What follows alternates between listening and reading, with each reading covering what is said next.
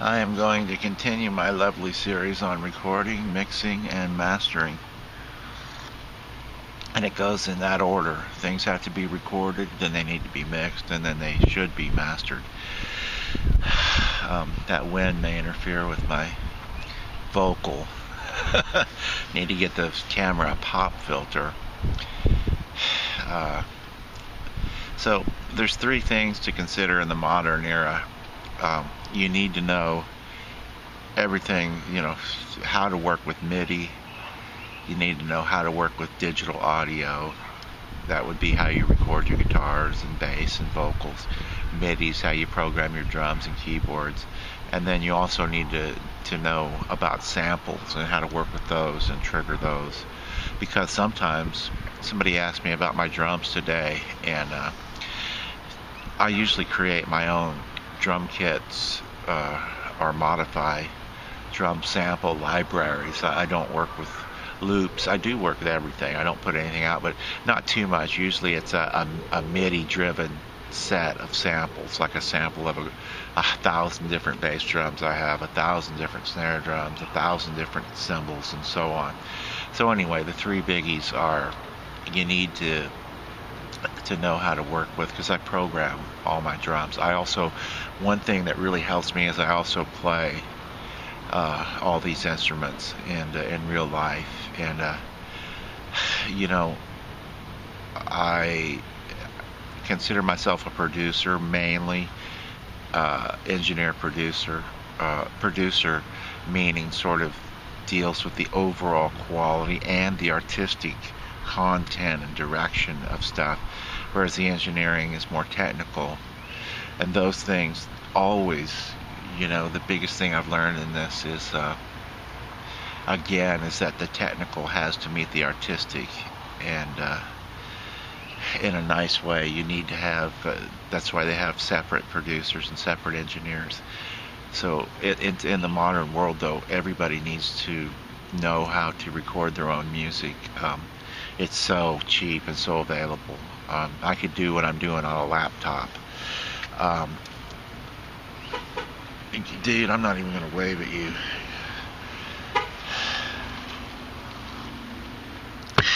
That's how you diss somebody.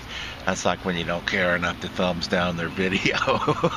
My ultimate YouTube insult. But he's just a nuisance kid.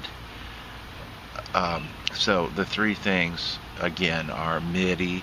I unfortunately know pretty much everything there is to know about MIDI, including the digital code and signal of it, and how to program it in every way possible and make it turn loops, do whatever you want.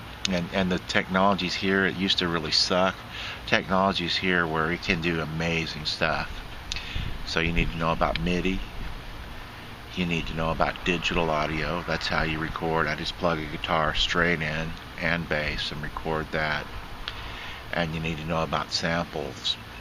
And the great thing is, I use Logic Pro. In today's world, you don't have to have stacks and stacks of just complete, external stuff to integrate. It integrates all of these things seamlessly and with a very high quality of audio. It's really sort of a scientific tool for the handling of frequencies. The stuff you can do with Logic Pro. There's a lot of them, though. Whichever somebody asked me like 15 years ago, what was the best software package out there? And my retort, was whichever one you're most familiar with and know how to use. Although I have a thing for Logic Pro. It's Apple. It's real. I've paid thousands of dollars at a time for it. It used to be $1,000 or $2,000 at a time. Now it's like $500 or I don't know, crazy cheap, But it comes with tons of stuff in it. Drum libraries, bass libraries, all kinds of samples. And you can add stuff on all the time, and using audio units, you can add synthesizer. I have every drum kit that ever existed in my library, including crazy African and Asian, and every bass literally every bass that's ever existed. Every bass patch every keyboard bass, every synthesizer, every uh, effect. And it's amazing, an amazing tool. And if you're not working in I'm glad he turned that off, that roar. I hear my cricket buddy. I'm getting to where I know him by name. How you doing? That's Larry, you know. Um, the number of times they chirp a minute, we can do a calculation and get the temperature. It's crazy. Uh, but so it's if you're not working in a sequencing program, you're working in standalone applications or boxes. It's stupid of me to say application. But if you bought a box that does it all, and it's not on a computer, you're sort of spinning your wheels because you're not going to ever get the control over your mix that you need. I dial mine in. Normally it takes me 20 to 40 hours per mix over a period of. I do some stuff on this site. It's sort of level 1 where I sort of just see if anybody wants to hear this type of song, and sometimes I do fully produced stuff over here. Usually I save that for my Billy Bob Kickarilla Cash Jr. site. With a name like that, it's quality. I got a thing from Google that said, Dear Billy Bob Kickarilla Cash Jr., do this to distinguish yourself from all other people named Billy Bob Kickarilla Cash Jr. I thought, well, you guys are missing the point. But anyway, so recording, getting, I would again buy, and I'm probably going to order it, a mic made by Apogee. It's just called mic, and it's Apogee, so it's a cut above anything else. There's Focusrite, Apogee. There's a few brands out there that are amazing. So it's like $200. I'm going to probably get that, although I'm perfectly happy with what I have. It'd be fun to check it out, and for $200 in stunning quality like that, I don't even have to use it to know it's Apogee. I'm using an MXL 990 right now, and with a Digidesign Mini. I have the Apogee Ensemble with preamps in it, but I'm able to really the thing with high-end gear like Neve or SSL is that it's more forgiving. In other words, you can make more mistakes and it sounds more bigger and more pleasant. But as far as recording, I used to think that I should turn my mic preamp, and the preamp is every bit as important as the mic because it takes you from around 1/1000th of a volt to around 1 volt in level. So it's usually, imagine how that fragile little mic signal is being amped up, and a bad preamp sounds terrible every time. I like Focusrite or Apogee, but I'm able to get by with this one, and one of the reasons is I used to turn my mic preamps all the way up so I could get the hottest possible signal, and that's important in a way. In the analog world it was important, but it's not as important now with all the tools that we have to compress and limit and amp things up. And so a good general rule is around halfway up, everything sounds good. I can crank it up to make things put a little fur on them, and then beyond that it's useless distortion. They call it fur when you do this a lot, where it's like pleasantly distorted. But but you can't use distortion, so a good, from over amping, trying to get the hottest signal from having your preamp all the way up. So a good general rule is around halfway up works good for me. No more than like 3/5. So with recording, the other thing is I record everything bone dry and put the effects in it. And why is that? Well, the effects are true 24-bit effects, okay? So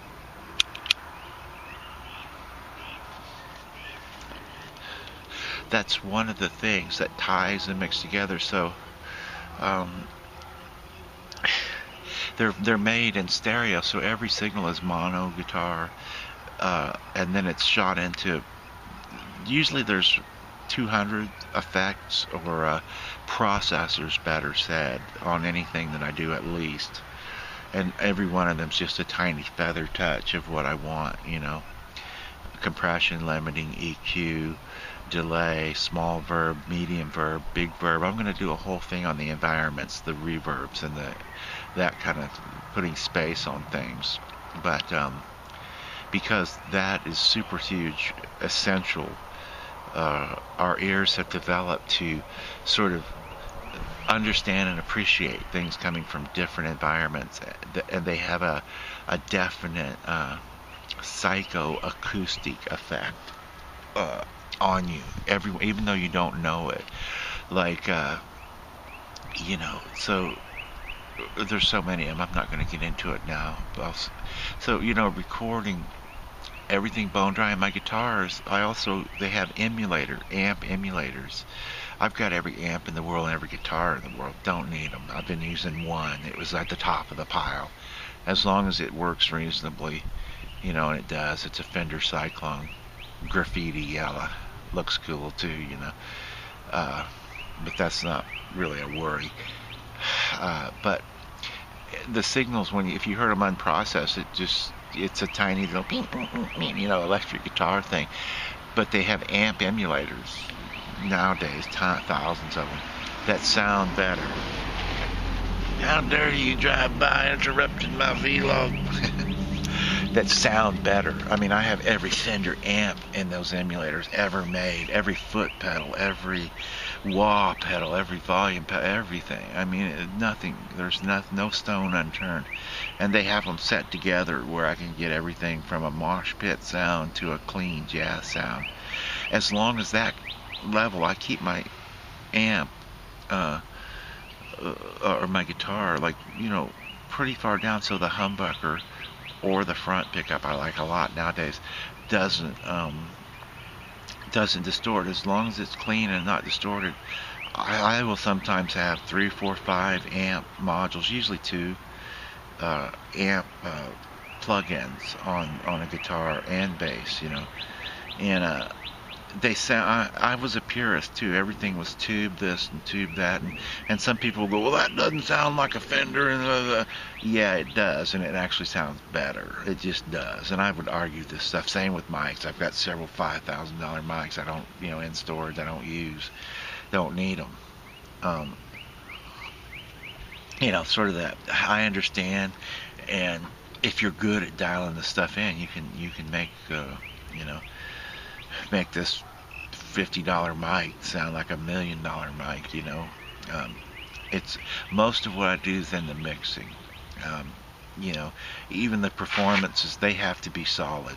That's on the artistic side. I think some people lose track of that. I play drums at a very professional level. I play bass at a very professional level. I play guitar at a very professional level, and I sing, on a professional level.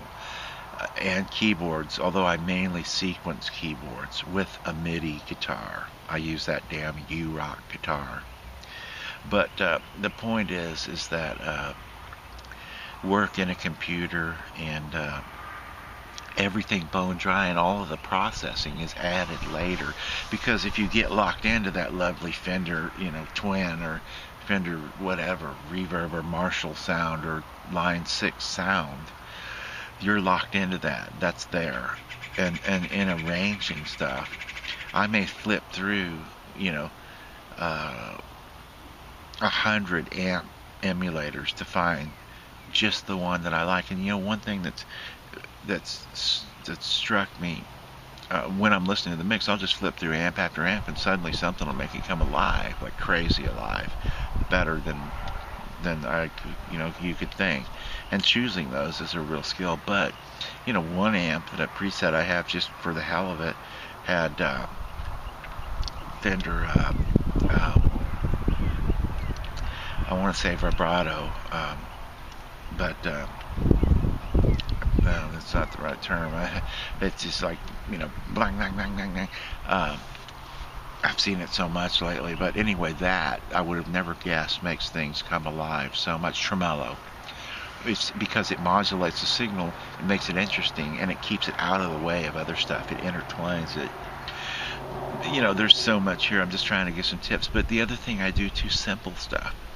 Every mix I do now, there's usually three. You know, that's it. I could do it on one generally. I like to do one, listen, and really be super critical on that, and then do another one, and the next day be critical on that, and then do another one, even another day later, and and, and be critical on that, and then that's it usually. But the key to that is when I do a mix, it has a very specific name and date, and it's, usually around 2.0. I go 1.0.1, 1.0.2, 1.0.3, and so on, and everything. So usually around 2.0.1, I'm done, and but I can look at that mix, and even if I'm working in another, this is the power of computers. Really, is just organizing data, the simple stuff, and reading the manual. Sometimes it would have been better for me, instead of just trying to figure something out for 300 hours, to take the 30 minutes or 3 hours and read the damn manual and fully understand and attack it. But we're all sort of dicks about that. It's like, I know what I'm doing, but anyway, with my mixes, I can hear a mix and then go, that would be the perfect mix, except this is wrong or that's wrong. Well, that mix has a very specific name, and I just go in the computer, pull that mix up again, exactly there, and then keep that one exactly, save my new session as, and adjust what I need to adjust. And so a lot of this stuff is about time.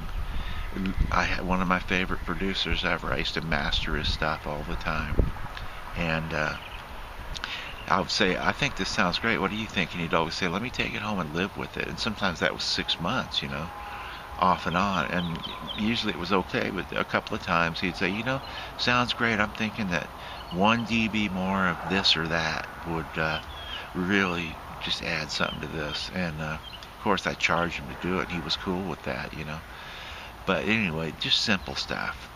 And the other huge thing, I couldn't say this enough, no fader should ever be above 0. And the last thing I do before I mix something, I go into the computer, look at the virtual mixer, and pull all the faders down, so that they're all definitely below 0. And even though it may sound a little different, it does, you have to bear in mind you'll make up that amplitude, that volume, that gain. It's sort of all three and none, if you get it, when you're mastering it. So these are just general things that I use all the time that I think a lot of people don't get. I have a nephew that is getting into music, and he sometimes says some smart stuff, but other things I'm like, oh man, you don't know anything about MIDI? How can you even exist, in the music world? Or, you don't know about this or that. So, you need to know about MIDI and everything, and that alone could be a lifetime.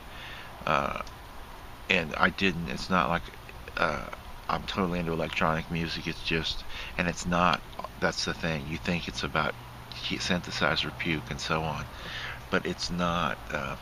It's nowadays it can be used very human. I use it on everything, and it's come so far that it's just an essential, amazing tool. Alright, so I can add for MIDI. MIDI, it's not just synthesizer puke anymore. Get it at your market now.